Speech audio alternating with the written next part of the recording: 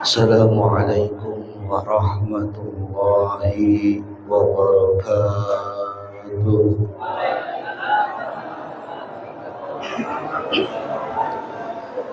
Alhamdulillah, alhamdulillahi rabbil alamin. Wassalatu wassalamu ala sayyidina Muhammadin wa ala alihi wa sahbihi ajma'in.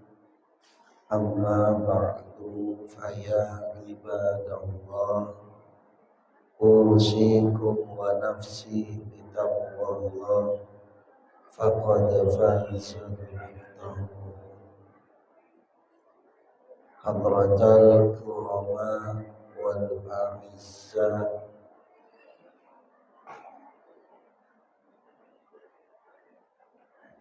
para guru kita, para kiai-kiai kita, wabil khusus Bapak Kepala Suku,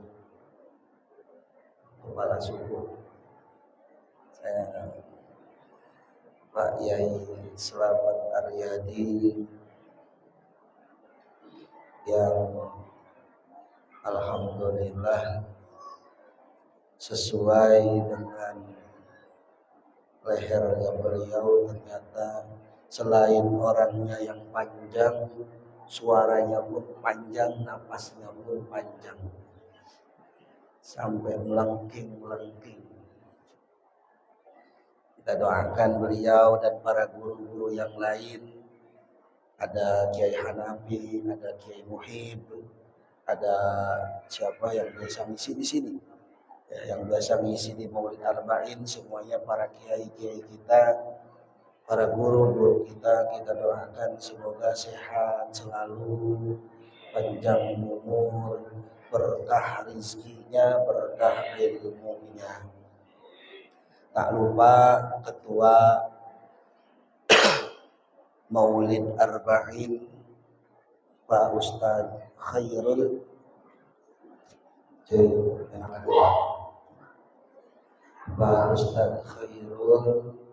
beserta teman-teman panitia yang lain, para hadirin jamaah rahimakumullah, para ibunya, para bapaknya, adik-adik, ada dari sahabat-sahabat Ansor pula hadir.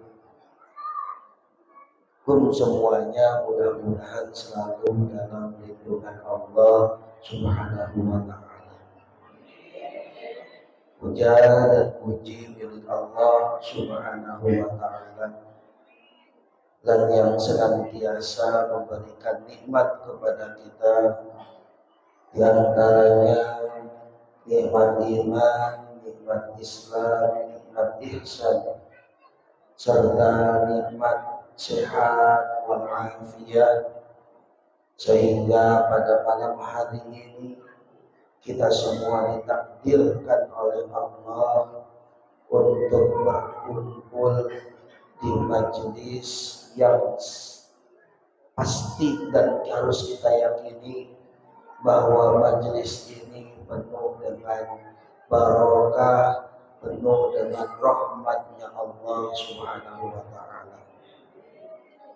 Salawat teriring salam semoga senantiasa tercurah limpahkan kepada junjungan alam Habibana wa Nabiyana Kanjeng Nabi Muhammad sallallahu alaihi wasallam, kepada para sahabatnya, keluarganya, para pengikutnya, dan semoga kita semua termasuk umatnya yang mendapatkan syafaat yaumil qiyamah nanti. Para bapak, para ibu, jamaah rahimakumullah, mungkin sudah 27 hari 27 hari kita melakukan roadshow keliling gang, keliling RT dalam melaksanakan Maulid Arba'in. Tentunya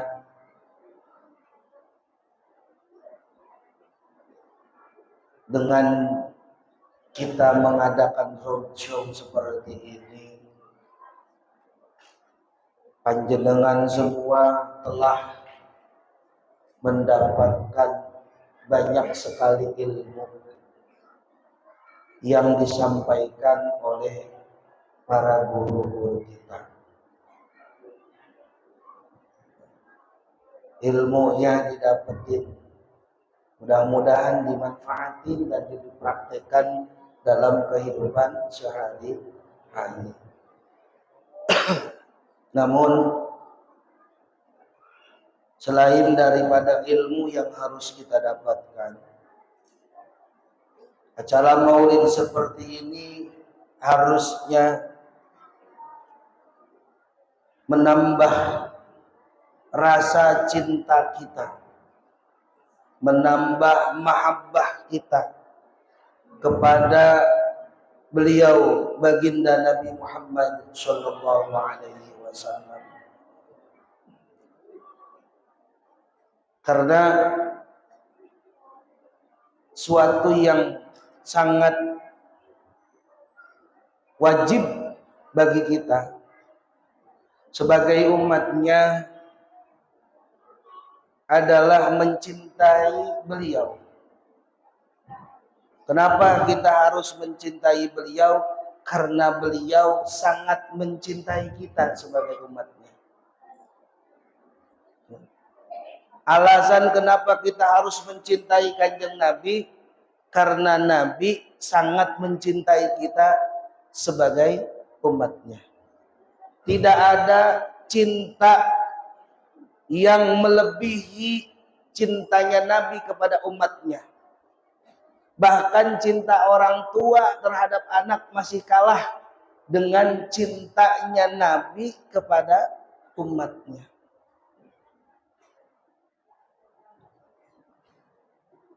Kenapa saya berkata seperti itu? Jelas terbukti di dalam Al-Quran dikatakan besok pada hari kiamat, ketika kita sedang berada di padang mahsyar, ketika semua orang tidak lagi peduli dengan siapapun. Suami sudah tidak lagi peduli dengan istrinya. Istri sudah tidak lagi peduli dengan suaminya. Anak sudah tidak lagi peduli dengan orang tuanya. Orang tua sudah tidak peduli lagi dengan anaknya. Mengapa seperti itu? Karena semuanya sedang galau. Semuanya sedang punya rasa khawatir yang sama, yakni pengen buru-buru keluar dari mahsyar. Semuanya lupa. Walaupun sekarang kita kalau melihat anak sakit nangis kejer. Kita ngelihat suami kita sakit nangis. Ngelihat istri kita sakit nangis. Ngelihat orang tua kita sakit nangis. Ditinggal orang tua nangis, ditinggal istri kawin lagi. Ditinggal istri nangis, ditinggal suami nangis, anak ya. Ditinggal anak nangis hari ini.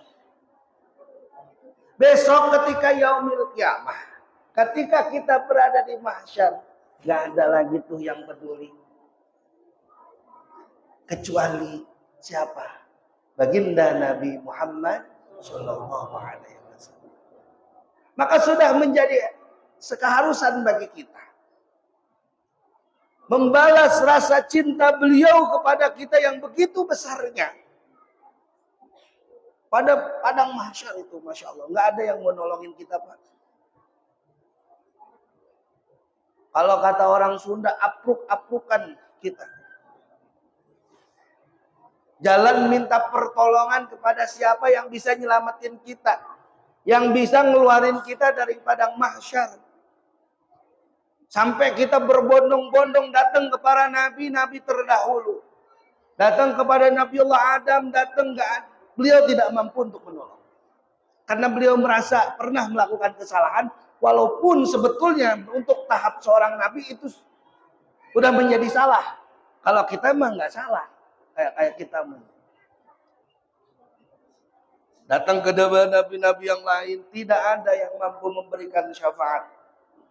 Lalu ketika kita datang kepada baginda Nabi Muhammad SAW, disitulah dibukanya pintu syafaat bagi kita semua. Tidak pandang bulu, enggak. Ini mah besok yang dapetin syafaat, yang tukang ngaji doang, enggak. Syafaatul uzma itu tidak, seluruh makhluk. Seluruh umat manusia, terutama kita sebagai umatnya, akan mendapatkan syafaat. Apalagi bagi orang-orang yang mempunyai dosa. Karena setelah mahsyar, dilakukanlah hisab, dilakukanlah mizan, baru kita sirat, melewati jembatan Shiratal Mustaqim. Disitulah penentuan antara surga dan neraka kita. Tidak sampai di situ saja Nabi memberikan pertolongan. Ketika ada umatnya yang gagal melewati jembatan Shiratal Mustaqim, Nabi nggak langsung masuk surga, Pak. Mungkin bapak-bapak Pak Haji Ramlan takdir masuk surga, udah aja, udah ketemu bidadari, bodo amat Pak Ustadz selamat mah. Mungkin begitu. Iya. Tapi Nabi nggak seperti itu, nggak seegois itu. Nabi tidak seegois itu. Beliau tetap memberikan pertolongan, keluar lagi, sujud lagi di hadapan Allah. Sampai Allah bertanya sama Nabi, ya Muhammad, apa yang kau inginkan? Angkat. Berdirilah wahai Muhammad, apa yang kamu inginkan? Minta sama kata Allah. Saya nggak mau apa-apa ya. Saya minta semua umat saya yang berada di neraka tolong kau angkat. Walaupun dia hanya mempunyai iman sebesar biji sawi, tolong selamatkan mereka. Nabi tidak berhenti sampai semua umatnya bisa dipastikan masuk semua ke dalam surganya Allah Subhanahu wa ta'ala. Ada yang seperti itu cintanya? Gak ada, Pak. Maka kita sebagai umat harus menjadikan kewajiban bagi kita untuk tetap dan sangat mencintai Nabi Muhammad Shallallahu Alaihi Wasallam. Bagaimana caranya kita mencintai beliau? Saya mencinta sama Kanjeng Nabi. Mana bukti kita cinta sama Nabi? Cinta saya mah tidak terlihat, bohong. Ya. Cinta itu tidak ada yang tidak terlihat. Cinta itu mempunyai tanda. Cinta itu mempunyai ciri. Di dalam syair Burdah itu dikatakan fa kaifa tunkiru hubba ba'da ma syahidta. Bihi 'alaika 'ududut tab'i was-saqami. Bagaimana engkau bisa mengingkari bahwa engkau mencintai seseorang sementara cinta itu terlihat tanda-tandanya. Bohong kalau orang bisa menyembunyikan cinta. Betapa Qais ketika mencintai si Laila, sampai dinding-dinding rumahnya Laila diciumin, Pak. Orang jatuh cinta itu akan terlihat. Orang jatuh cinta itu mempunyai tanda. Lalu tandanya kita mencintai Rasul itu apa? Apa? Apakah dengan mengadakan maulid? Tidak. Tidak. Ini bagian daripada cinta. Memang ini bagian daripada cinta kita kepada Nabi dengan mengingat terus hari lahirnya. Bersyukur terus terhadap hari lahirnya. Ini salah satu bagian daripada rasa cinta kita. Tapi saya pertanyaannya, sudah berkorban apa ketika kita mengadakan maulid? Ketika kita mengadakan maulid di negara kita, apa malah main gontok-gontokan udah semua?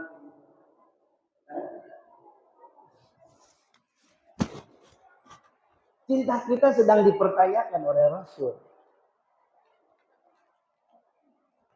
Jangan dikira apa yang telah kita hidangkan untuk mengagungkan maulidnya ini tidak ada balasannya besok. Tapi Bapak Ibu sekalian, jangan berkecil hati nggak bisa nyumbang buat maulid. Ada cara kita untuk mencintai beliau, yakni dengan terus menyebut dan mengingat nama-Nya. Karena man ahabba syai'an faqad kathira dzikru. Orang yang mencintai sesuatu itu akan banyak menyebut namanya, akan banyak mengingatnya. Dalam setiap waktu kita, jangan pernah kita melupakan untuk membaca salawat dan mengingat kepada Nabi dan Allah. Itu aja kuncinya, Pak. Kita harus terus mengingatnya. Kita harus terus menyebutnya dalam keadaan apapun. Mau tidur, kita ingat. Baca sholawat. Bangun tidur, baca sholawat. Ini kadang-kadang bangun tidur, lihat HP. Ada yang WA apa enggak ya? Kadang mau tidur, baca sholawat apa HP? HP. Ada yang bikin status bangunin jam 3. Ya.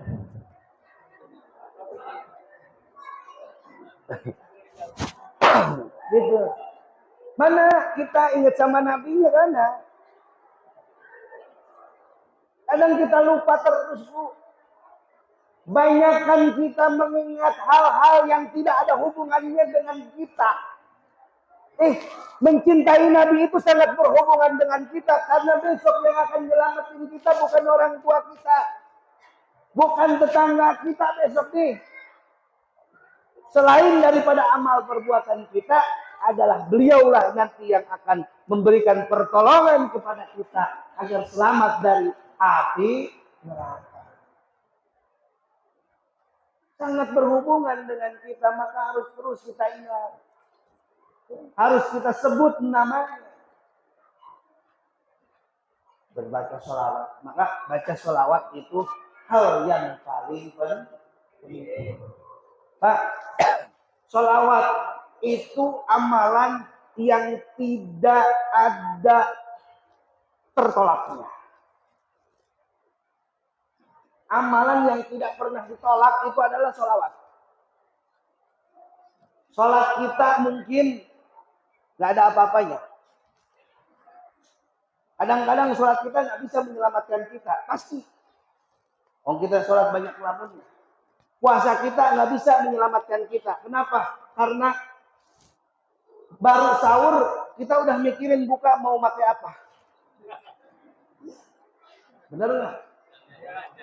Bahkan puasa belum masuk, kita udah nyiapin resep selama 1 bulan. Resep buka dan sahur selama 1 bulan. Hari pertama ini, hari kedua ini, hari ketiga ini.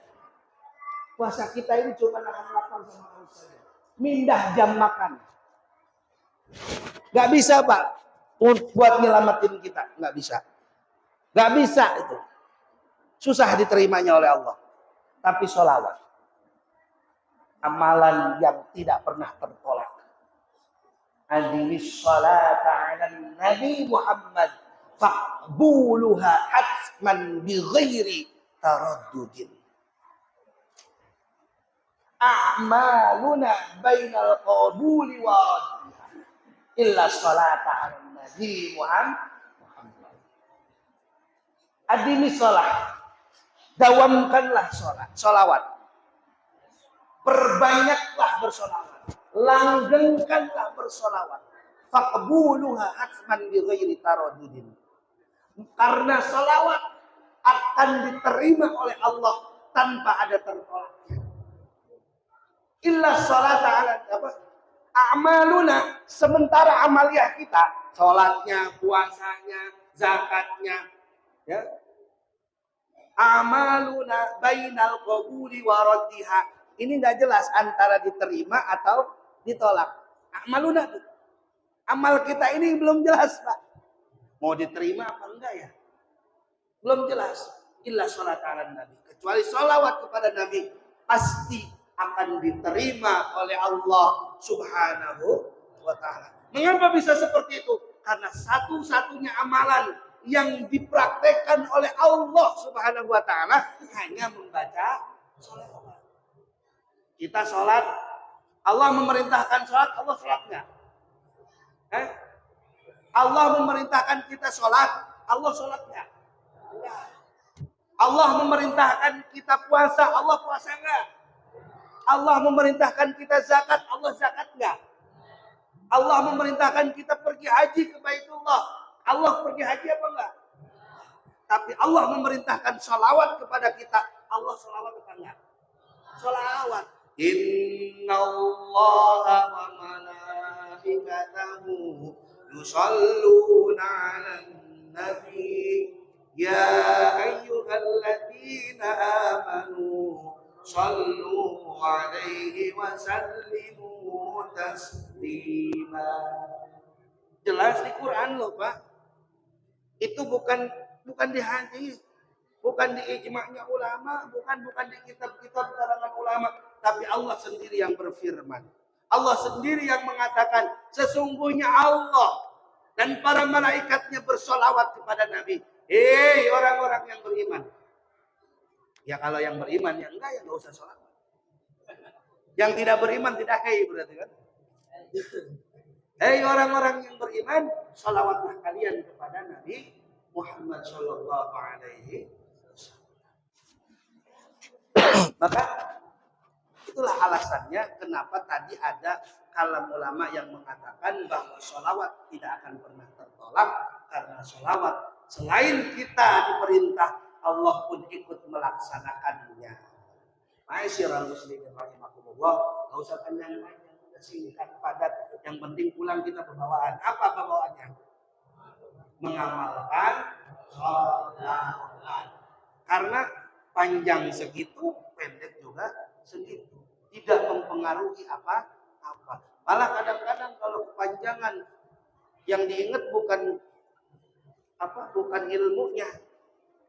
Kadang yang diingat-ingat apa? Yang ada yang keberatan peci kepanjangan kan. Sahibul dayn. Pada intinya seperti itu, Ibu. Perbanyaklah kita membaca sholawat sebagai bukti rasa cinta kepada Nabi. Ya, ingat terus deh. Kalau kata Epi Tamala kan begitu. Mau makan teringat padamu, mau minum teringat padamu, mau apapun teringat padamu, ya Rasul.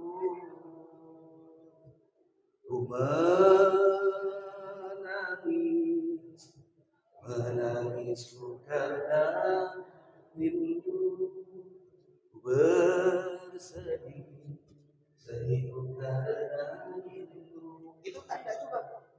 Orang nangis kedengar sholawat, itu tanda cinta. Tadi itu dikatakan di dalam syair burdah, fa kaifa tunkiru hubbab ba'da ma syahidat. Bagaimana cinta itu bisa disembunyikan sementara air mataku terus menetes ketika aku mengingatnya. Beliau Syekh Usairi itu ketika beliau mengingat Rasul selalu menetes.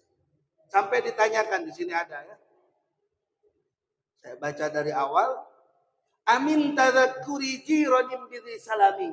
Majaztu dam'an jarabin muqlatin bidami. Apakah karena kenapa? Ada yang bertanya kepada beliau, kenapa engkau sampai kurus kering seperti itu? apakah engkau sedang sakit? Gitu. Sampai ditanya. Karena saking menahan rindunya beliau terhadap baginda Nabi sampai sakit, Pak. Sampai sakit. Kita sakit baru ingat Nabi. Orang mah ingat Nabi sampai sakit. Kita sakit baru ingat Nabi. Kebalikannya.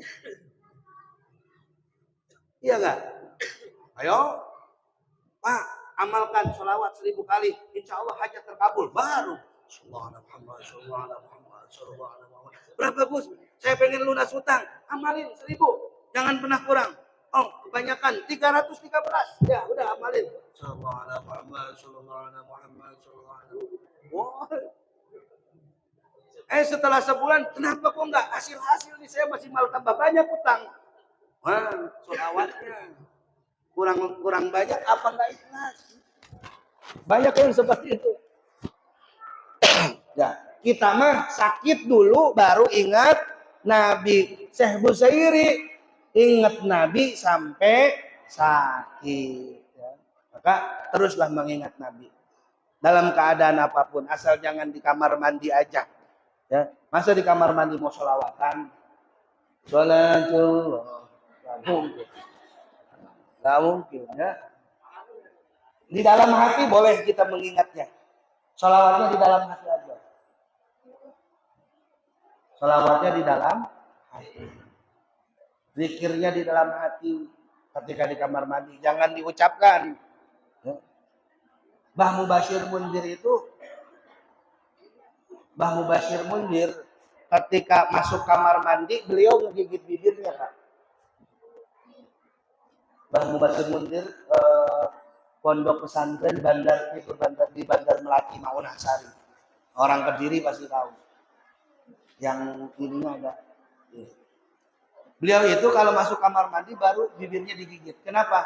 Karena beliau itu nggak bisa berhenti mulutnya untuk terus deres Quran. Ya. Jadi kalau kecuali ngobrol, ya selain daripada ngobrol, beliau terus baca Quran. Maka kalau masuk kamar mandi beliau gigit bibirnya. Takut keceplosan. Kalau kita ya masuk kamar mandi langsung nyanyi. Oh iya, saya tahu. Bapak-bapak paling ya, itu saja. Nah, mudah-mudahan kita bisa mengamalkannya. Satu terakhir nih selahir. Kemarin saya dapat juga amalan. Kalau pengen hajatnya dikabul sama Allah, baca sholawat Fatih 313 kali. Ya, baca sholawat Fatih, tahu nggak?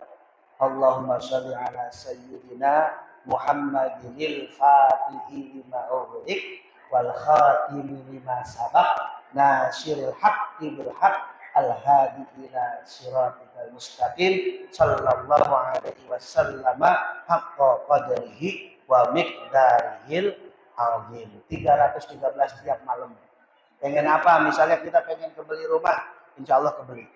Kapan kebelinya? Ya gimana terserah Allah. Ya. Terserah Allah, jangan ditargetin. Ntar saya kasih amalan gini, saya nggak mau ngaji lagi sama Gus Ojek. Kenapa? Saya dikasih amalan mana nggak dia? Saya dikasih amalan sholawat katanya kabul hajatnya. Saya udah 6 bulan belum kebeli rumah. Nah emang kita Tuhan. Berarti mintanya bukan sama saya. Minta sama saya salah. Mintanya sama Allah. Jangan salah paham. Amalan seperti ini, ya kita fokusnya berarti kepada Allah. Jangan kepada orang yang ngasih. Ntar nyalahin orang yang ngasih. Bahaya. Pun itu saja. Hadallahu wa iyyakum ajma'in. Wallahu muwaffiq ila aqwamit thoriq. Assalamualaikum warahmatullahi wabarakatuh.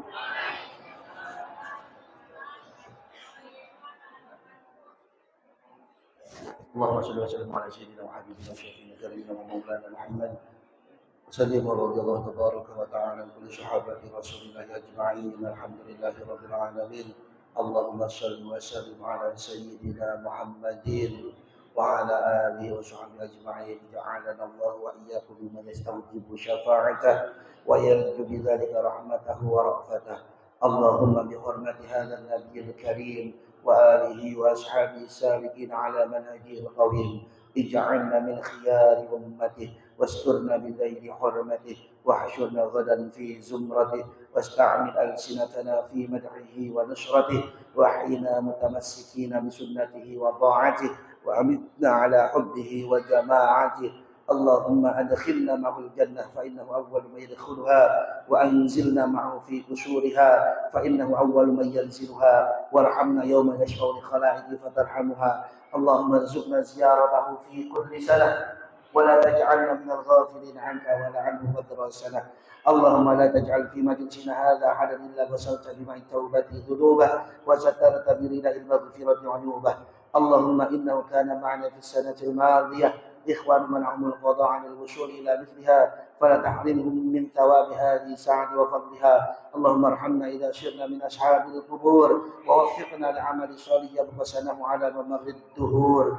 اللهم اجعلنا لآلائك ذاكرين ولنعمائك شاكرين وليوم لقائك من الذاكرين وحين بطاعتك مشغول. وإذا توفيتنا فتوفنا غير مفتون ولا مخذول واختم لنا منك بخير أجمعين. اللهم اكفنا شر الظالمين اجعلنا من فتنة هذه الدنيا سالمين. اللهم اجعل هذا الرسول الكريم لنا شفيعا وارزقنا به يوم القيامة مقاما رفيعا. اللهم اسقنا من حوض نبيك محمد صلى الله عليه وسلم شربة هنيئة لا نظمأ بعدها أبدا واحشرنا تحت لوائه غدا. اللهم اغفر لنا به ولآبائنا ولأمهاتنا ولمشايخنا ولمعلمينا وذوي الحقوق علينا ولمن أجر هذا الخير في هذا الساعة ولجميع المؤمنين والمؤمنات والمسلمين والمسلمات إنك كريم الأحياء منهم والأموات إنك كريم مجيب الدعوات وقاضي الحاجات يا أرحم الراحمين. صلى الله على سيدنا محمد وعلى آله وصحبه وسلم.